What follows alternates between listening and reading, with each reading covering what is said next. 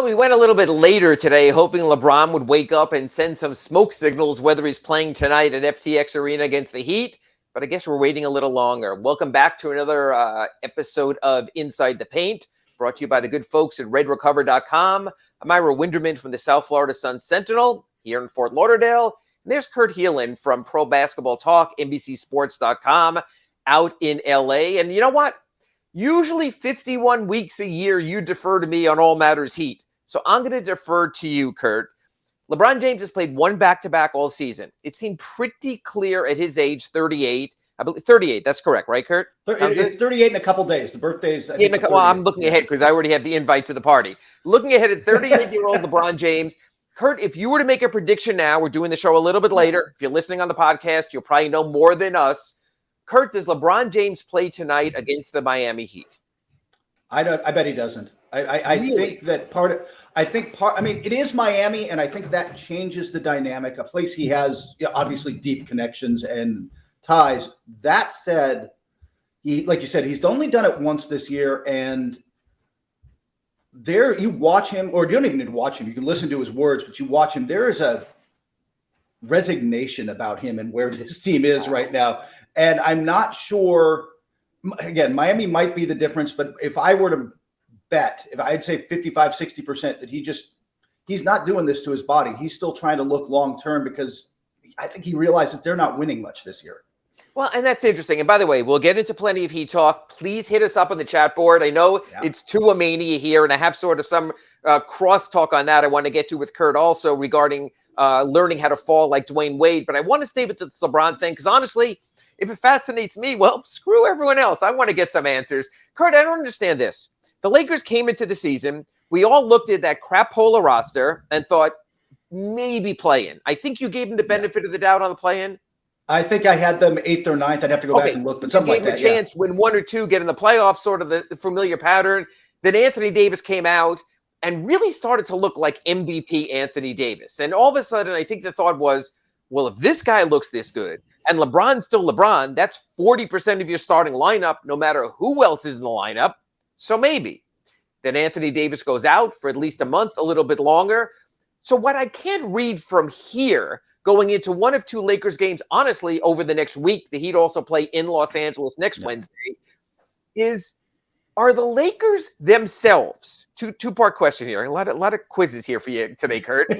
Two-part question. Are the Lakers going all in for the playoffs? Because you mentioned with Big O on the crosstalk, they do not have their lottery pick. That goes to the New Orleans Pelicans. And is LeBron going all in on the playoffs? Or remarkably, by December 28th, have both of them realized it's not happening?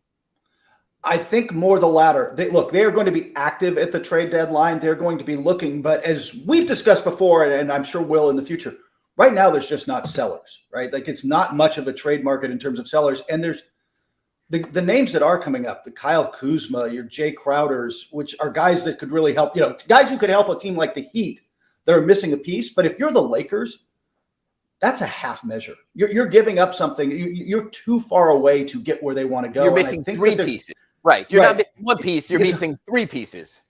And because of that, there is a growing sense that they are just largely going to keep their powder dry or make a smaller move. If they could trade Beverly and Nunn in a second rounder and get something that helps them, great.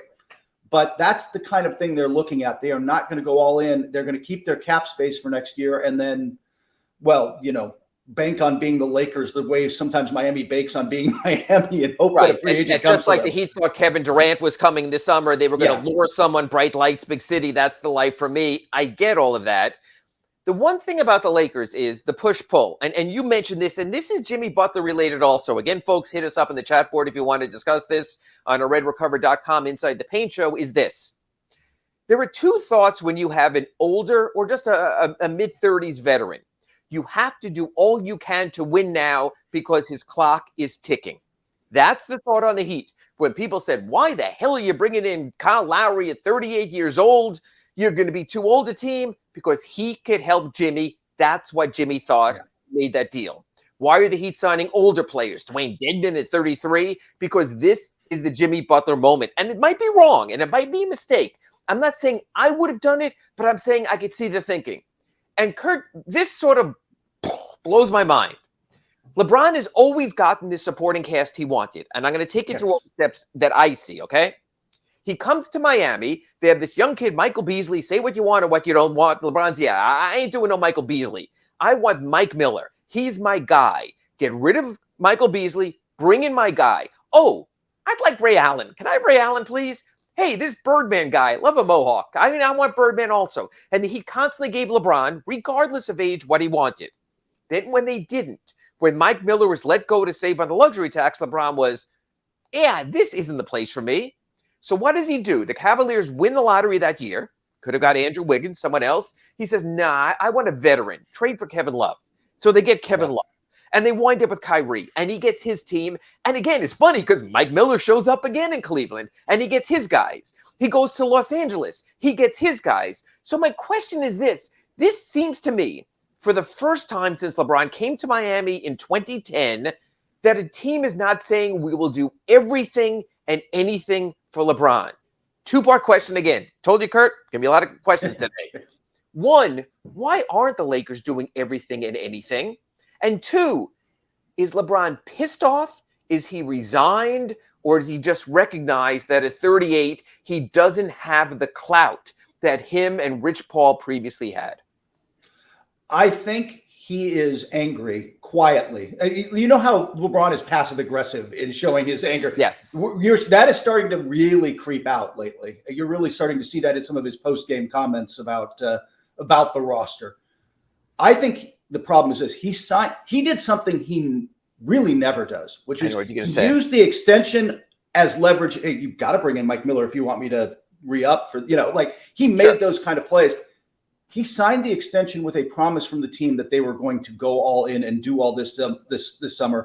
And why didn't they trade 2 picks and go get, even if we can debate how much better Buddy Hield / Miles Turner makes them. It does make them better, right? It distinctly makes them better than they are now. It makes them, especially in a currently kind of wide open West, they look like a playoff team. That was a fraught decision in the front office where the odd power structure of the Lakers ended up not going all in they wanted to walk this line of keeping our picks and having this future post LeBron versus going all in. And at least the Miami Heat had a plan, man. We're going to go all in. This may or may not work out. We're going all in. They didn't do that with the Lakers. They tried to walk this line of, hey, we're pretty good now and we keep these picks. We can do this in the future. And it's just backfired. They're just bad. And by the way, if LeBron doesn't play tonight, and you guys don't cover like a 20-point spread, that's almost a loss. Well, this is a team that lost in Memphis when the Grizzlies weren't playing 4 starters. And you know what, Kurt? You've seen this because you've chronicled this.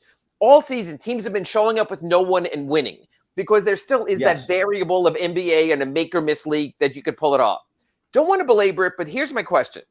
Would the Lakers give up this summer's impending salary cap space for the moment, or is the moment lost? And the reason I'm asking, and I have this on the chat board also, and I had this on my sunsentinel.com Ask Ira, where someone said, hey, would the Lakers move off of Westbrook's contract for Kyle Lowry and Duncan Robinson?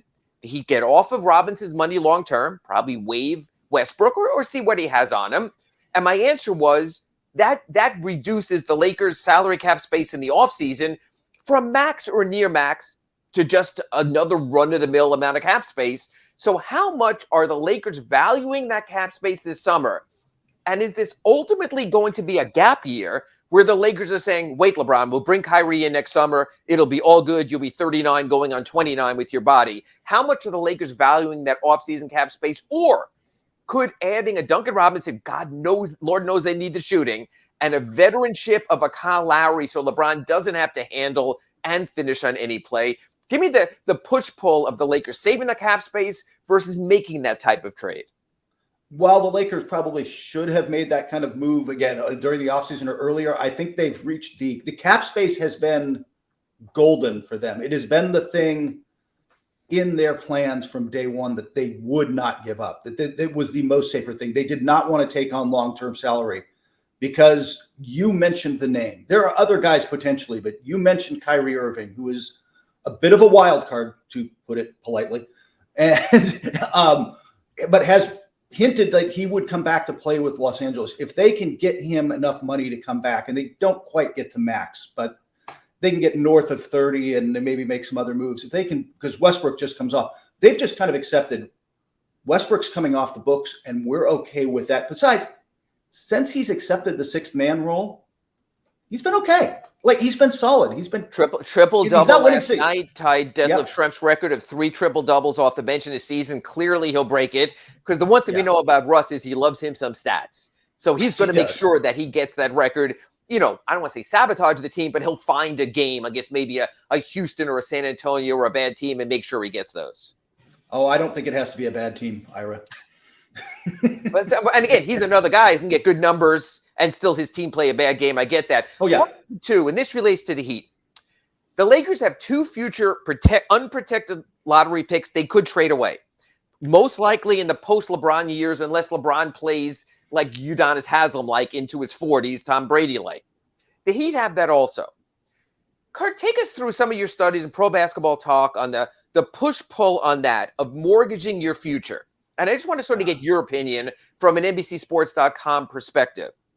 Would it be prudent for the Lakers to live in the LeBron moment and say, you know what, we're open for business. You want 26 and 28 or 25 and 27, whatever they are, give us your best deal.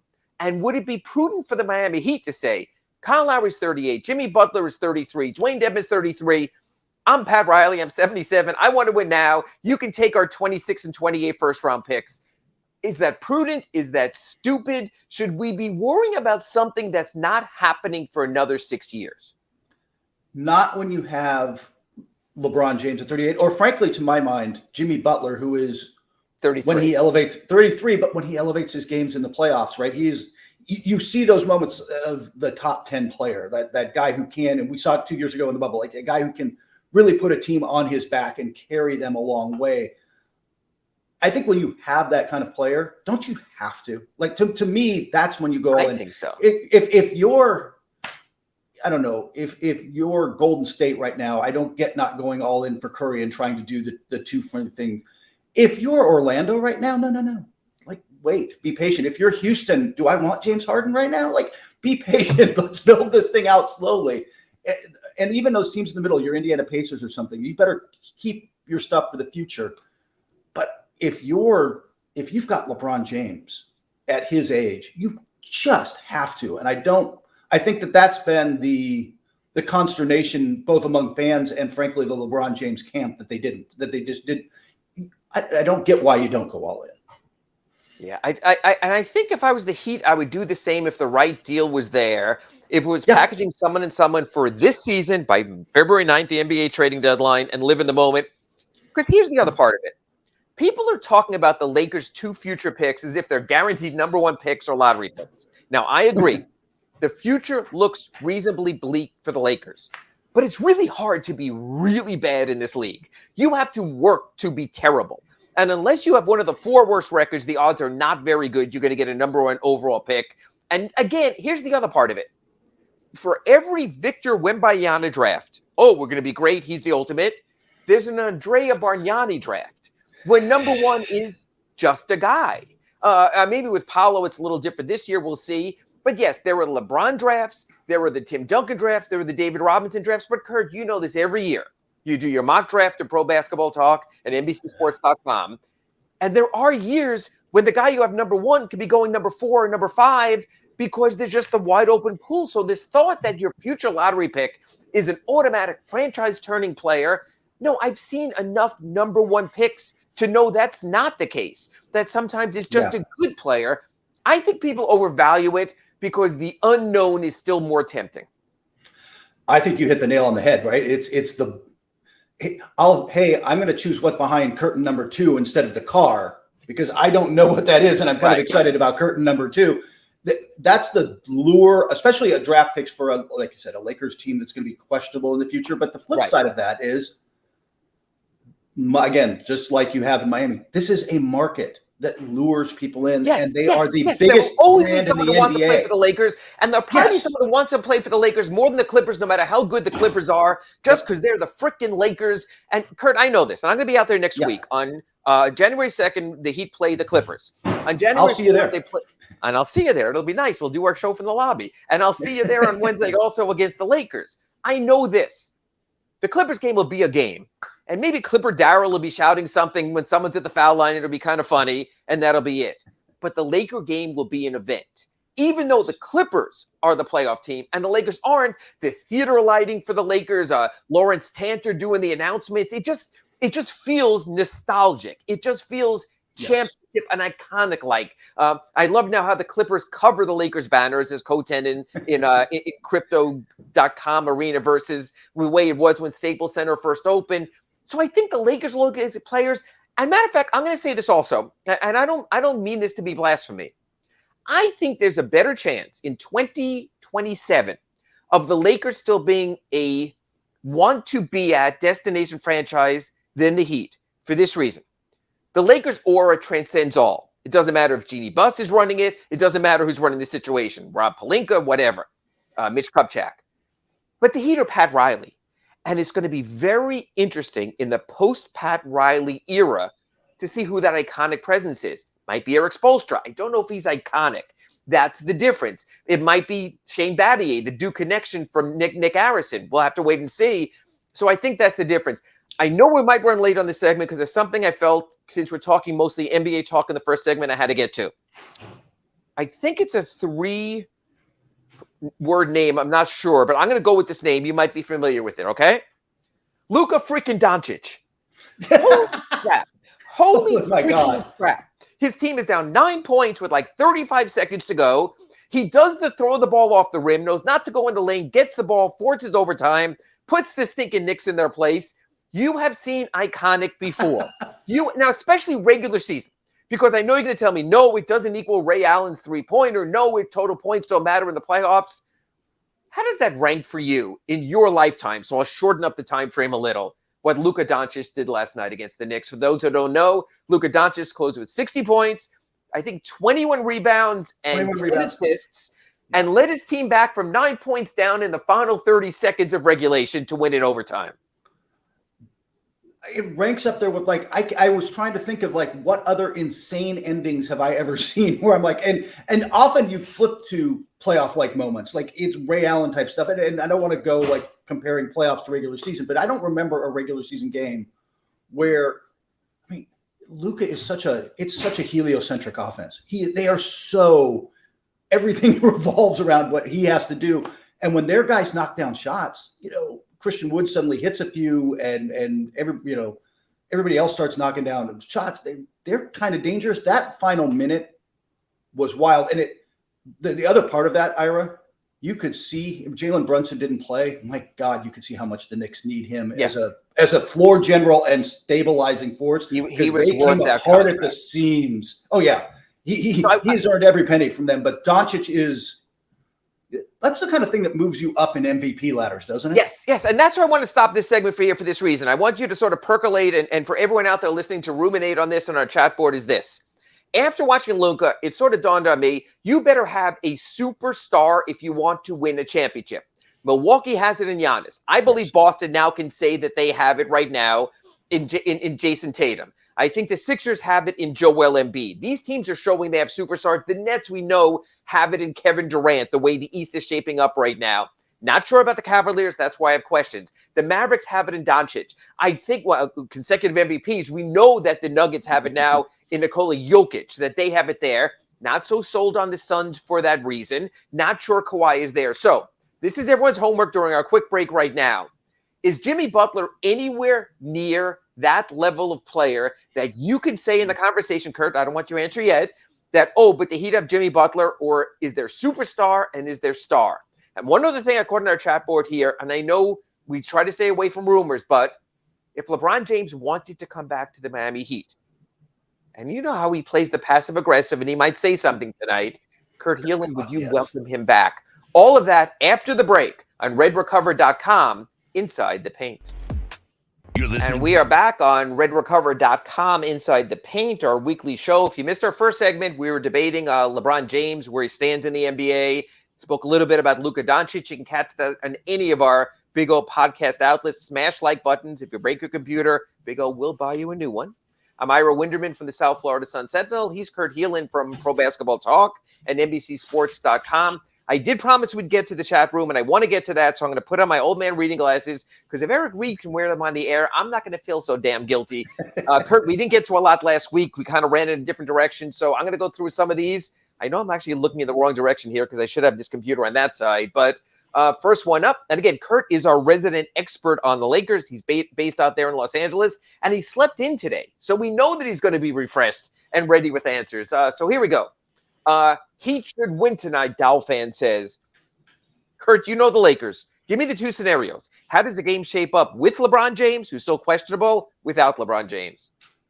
With LeBron James, they're a challenge because he is still one of the great. Look, he can score, he can play make, and if he gets other guys going, if Thomas Bryant knocks down some shots, if Russell Westbrook comes in, they're not easy to beat. They're beatable, but they're not easy to beat. If he doesn't play, they're a JV team.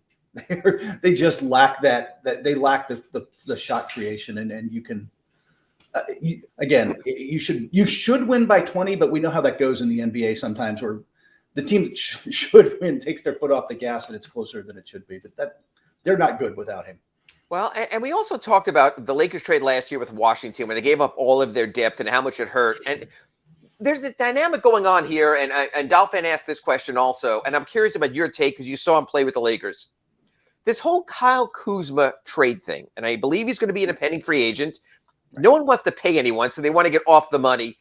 People are mentioning him possibly to the Heat. Certainly at the 4, he would fill a void, a unique 4, but they've been undersized anyway. Kurt, how do you value Kyle Kuzma in two ways?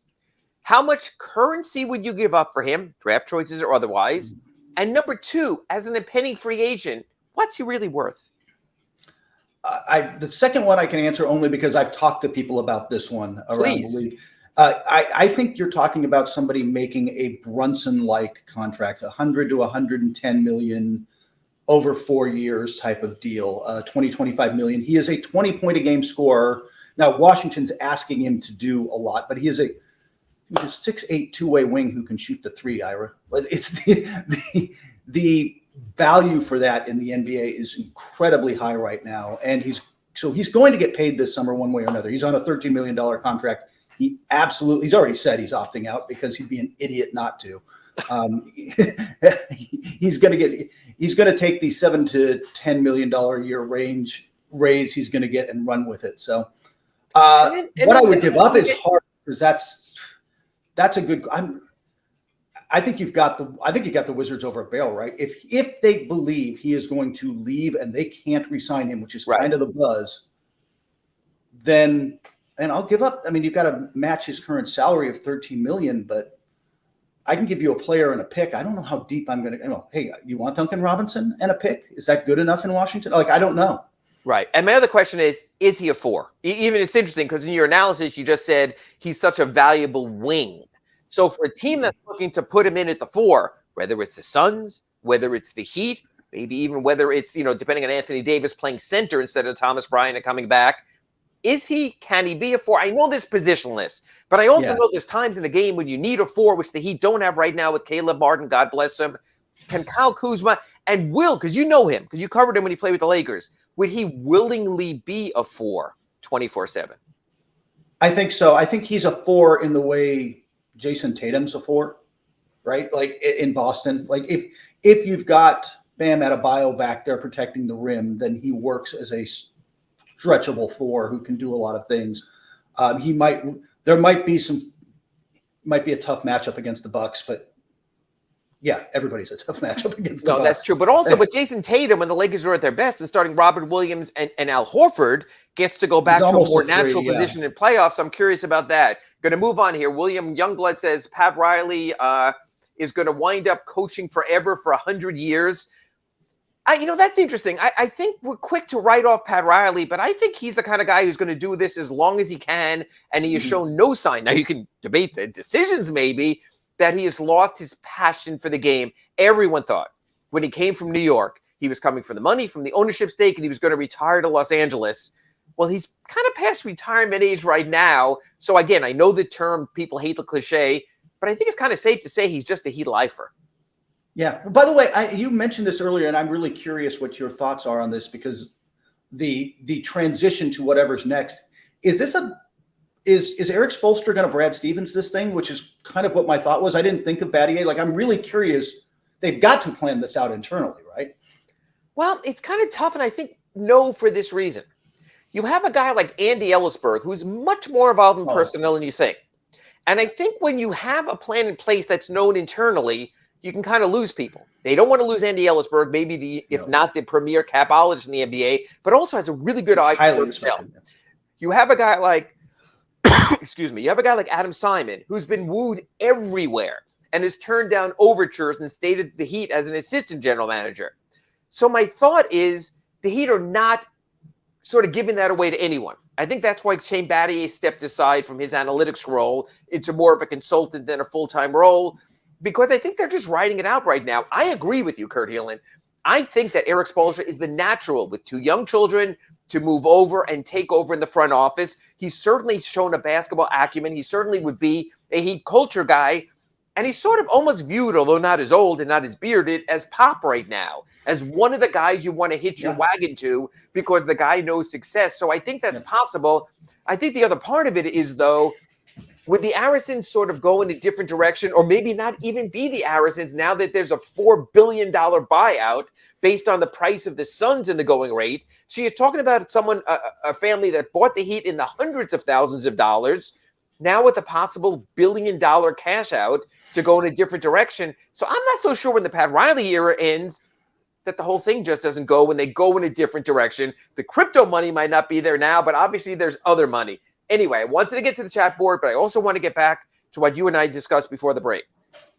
So as I was thinking about Luka Doncic's 60-point burger last night, and it started to dawn on me that you don't just need a star to win in the NBA. You win a superstar.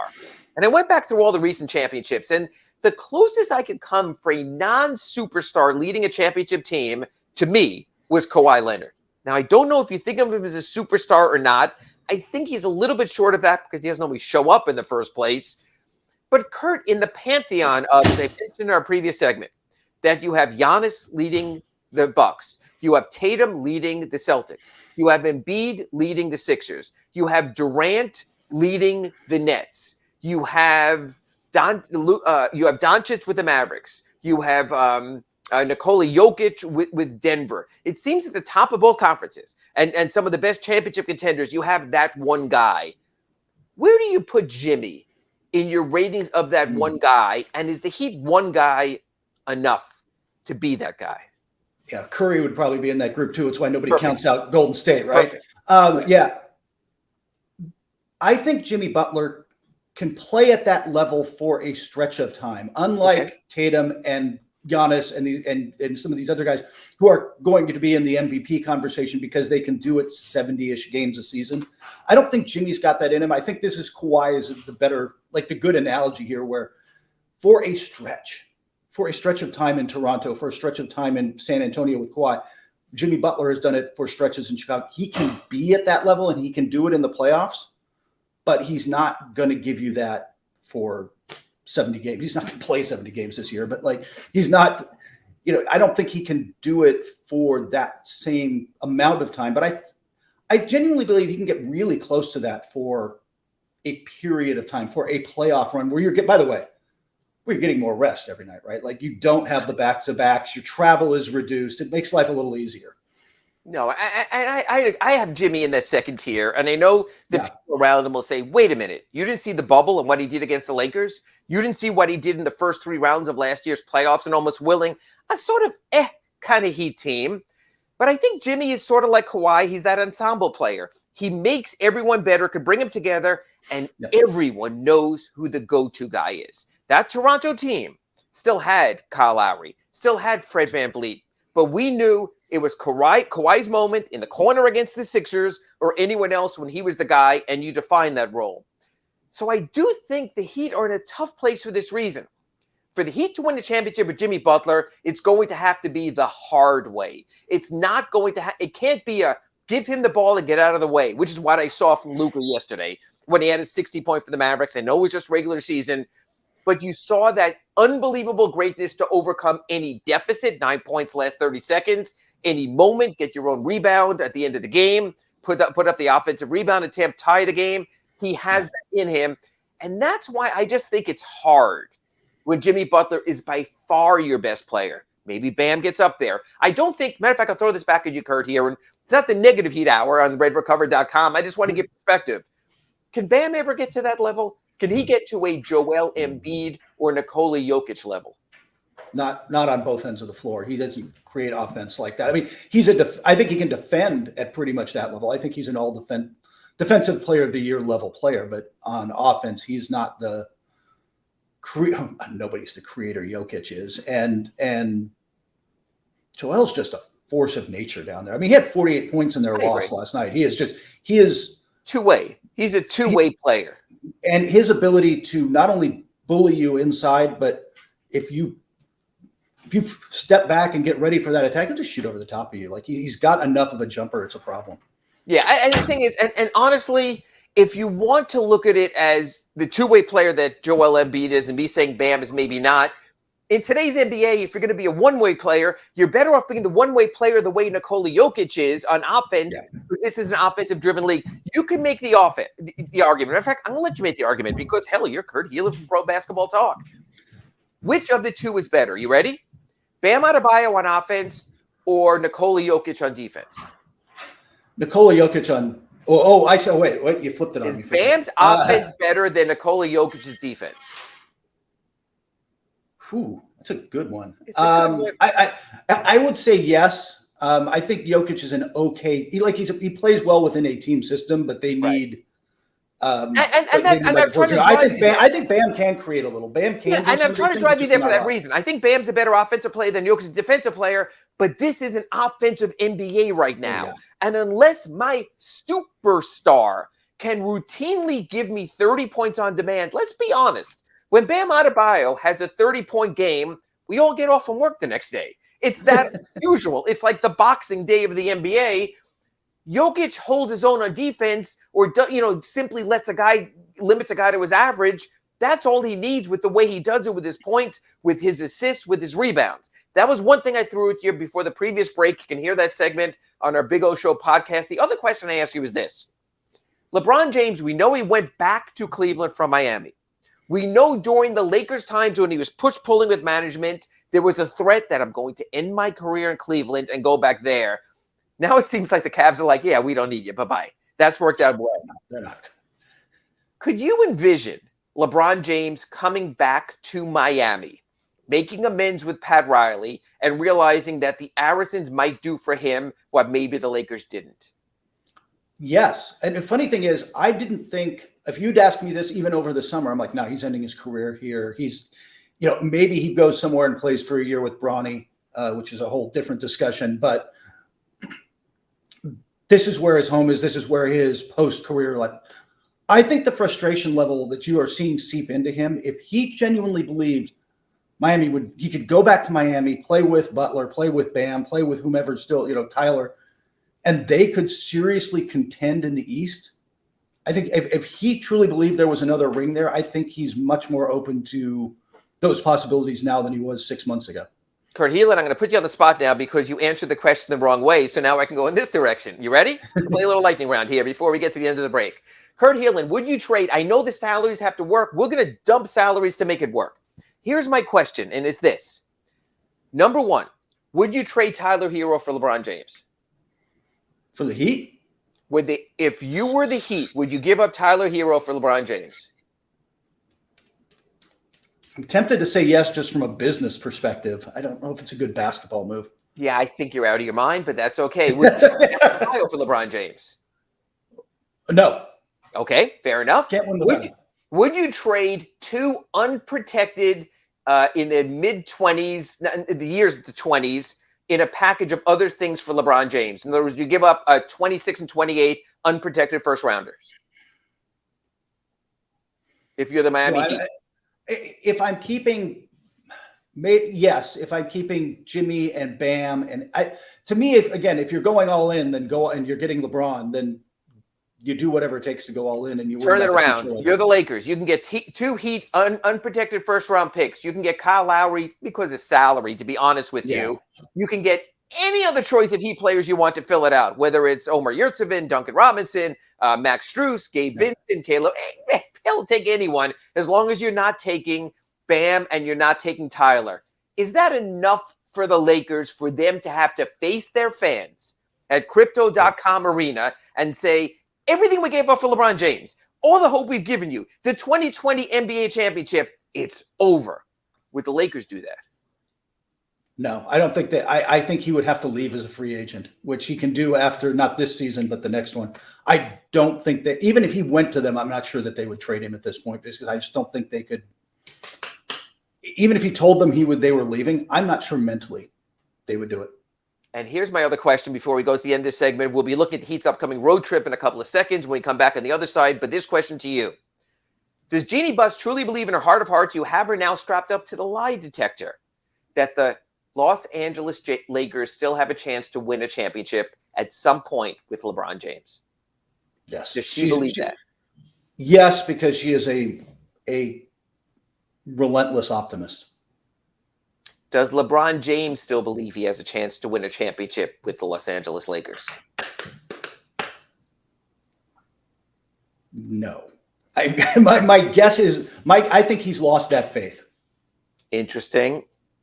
We'll let people marinate on that. When we come back after this break on RedRecover.com Inside the Paint, we're going to talk about the Heat's upcoming road trip. Some have already written me at AskIra@SunSentinel.com that it's a road to ruin. It's a trip against the Nuggets, against the Jazz, against the Clippers, against the Lakers, against the Suns. How's that going to shake out? We have the king of the Western Conference over there in Los Angeles. So we'll get back to that after this break on RedRecover.com Inside the Paint.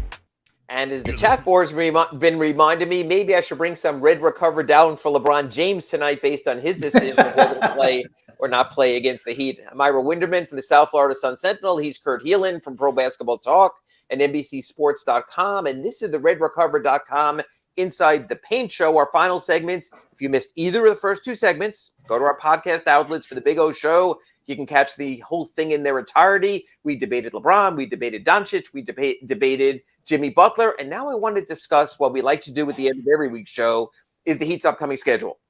We talked about this and touched on it in the first segment, but since it is tonight's the night, Los Angeles Lakers versus Miami Heat. Kurt, I know you say this should be a Heat win, LeBron or no LeBron. You've seen the rest of the Lakers roster.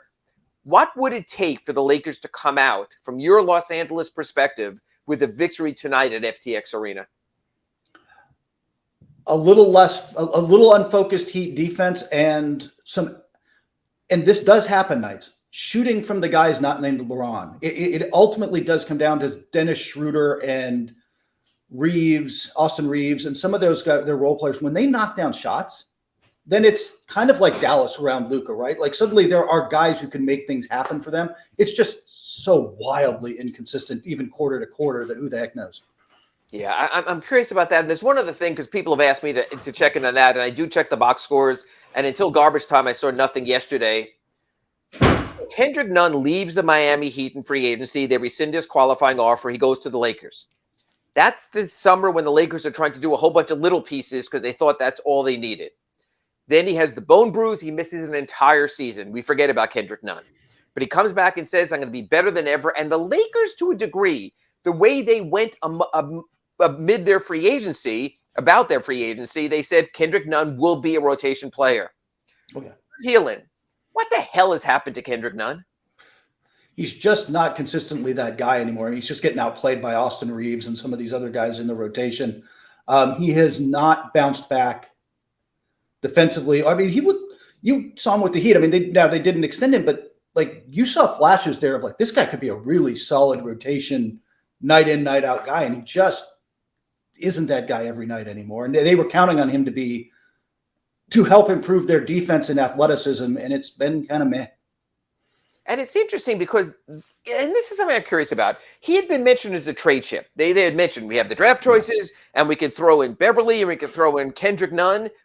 Is Kendrick Nunn even a trade chip? And shouldn't the Lakers maybe, like you and I talk about this weekly here on RedRecover.com with Duncan Robinson, hey, you need to showcase someone if you want to trade him. Can the Lakers even turn him into an asset at this point, Kurt? They certainly might as well. It's not like the rest of the rotation is tearing it up, right? He's still getting some minutes out there. He's just not. He's been very mid, to use the in term. He's just not.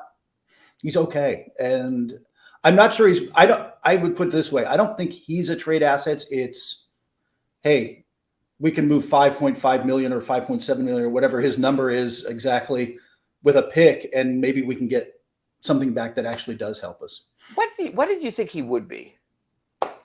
I thought he'd be a solid rotation player. I thought he'd be a guy that 4, 5, 6, 7 in the rotation somewhere and just be solid for them, but he hasn't been that guy. And I want to ask you about part 2. A lot of people who are trying to do heat trade permutations are bringing up the Russell Westbrook contract. Mostly as an expiring contract. This is something from an outside that I sort of find confusing. I want to get your thoughts on. I don't think Russell Westbrook is a terrible player that, if you have him on our team, we stink, we can't play him, get him out of here, he can't play. No. I don't get all the Russell Westbrook. I don't want to say hate, but I just don't get it. How did Russell Westbrook go from a player that is so disdained, that people scoff that if you're going to trade for him, you got to cut him and just eat the money, eat the $40 million because you don't want him on your team. And yet I see he's still getting his numbers and he's helping to a degree. And he seems to be willingly playing off the bench. Is Russell Westbrook the garbage that people made him out to be during the awful Lakers start? Is he still a playable player? And I want to phrase it to you this way. I want to sort of couch it this way, frame it this way.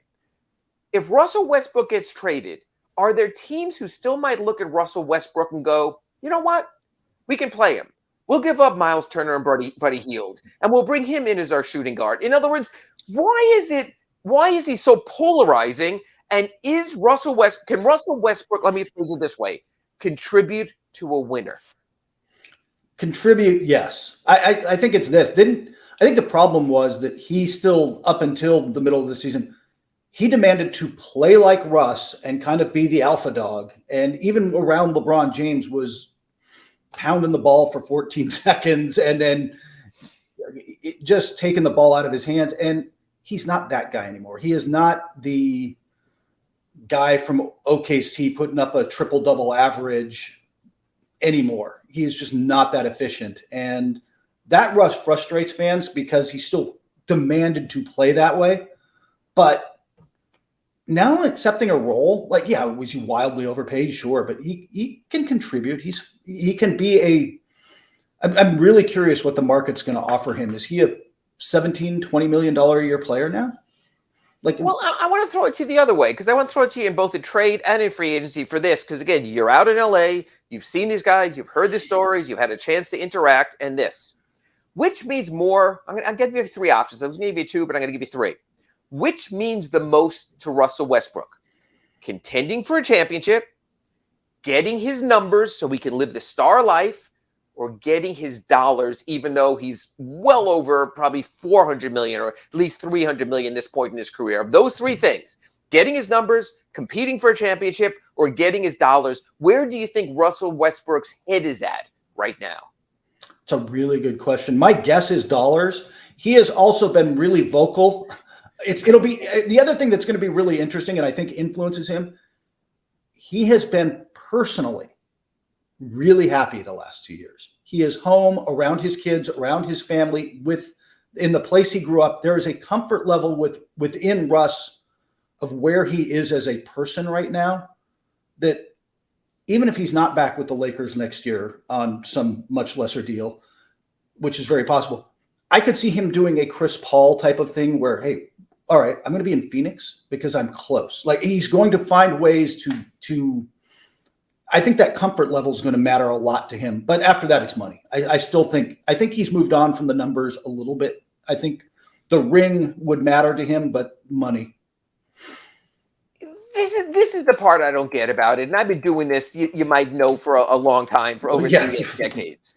Yeah. Isn't there a point, and maybe there isn't, because maybe we're more like this than we agree to also, but isn't there a point, Kurt, where you would think, even if we know better, that you make enough money, that you have this remarkable stage to do something special, and instead you can look me in the face or through the radio or through the TV right here and tell me, no, that Russell Westbrook still wants more money and that the salary still means more to him. I'm actually going to put the reading glasses on again here for a second.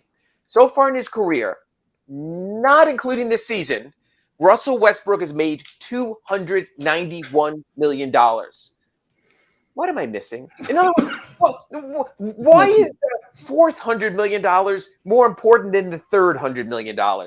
It's a really good question. It's all, and that's not counting he has taken advantage of his endorsements. He has used his brand and built a business that matters a lot to him. This is just the sense I get. Again, like I said, I think comfort level matters a lot to him, but beyond that, I just think I still think he's kind of driven that way. That in the NBA, and it is this way with some players, Ira, and I think you guys certainly have seen this. Money equals the money you make is the respect you're getting from the league. Your value is your contract. They did a big story on that with guys earning the minimum and how they feel like they're almost viewed as the cockroaches of the NBA because they're only earning a minimum, let alone a two-way contract. I did that. I spoke to Dwayne Dedman, some other people playing in that deal, PJ Tucker. He said it's just the perception that you're only a minimum player, and I get that. And I get you want to go from $2 million to $4 million to $10 million. But I would just think after making $300 million, you'd want to be happy. And my analogy to that is this. Everyone talks about if they win the lottery, what would they do? They'd learn to fly. They'd paint. They'd tour the world. They would sing with Placido Domingo. Whatever. They would do what they want to do. And yet these guys, it's just the constant churn of that. I don't get that. That's my little speech for today. Want to get back to the Heat. Okay, upcoming schedule. We both look at it. Would this be a bad loss or a horrible loss if the Heat lose to the Lakers? If LeBron plays, it's a bad loss, but it's not a horrible loss. And if LeBron doesn't play? And it's a horrible loss. And I totally agree with that. Okay, then the Heat go on the road for 5. One of my Ask Ira questions today was, is it going to be over after that trip? I said, hey, let's look at it the other way. They could also find themselves and be right there, plus it's the East, plus there's a play-in, plus 10 teams at least make the play-in. We probably know the 5 non-playoff teams in the East when you start with Orlando and then you go to Charlotte and there's Detroit. So the non-playoff spots are almost locked in also that it's hard to. Miami Heat go out to Denver. And I asked this is a 2-part item here. A lot of 2-part questions today. They play Denver on Friday. They play Utah on New Year's Eve on Saturday. Do you think the Heat, because we talked about LeBron James not playing both ends of back-to-backs, do you think the Heat, because of their record, will just go in and tell Jimmy Butler at 33, coming off his knee pain, and tell Kyle Lowry at 38, you're playing both? How do you think they will approach the back-to-back this Friday at altitude in Denver, Saturday in the thin air of Salt Lake City? Yeah, I would say you hit the nail on the head. Those are both high-altitude games. I'm guessing they'd give one of them off, right?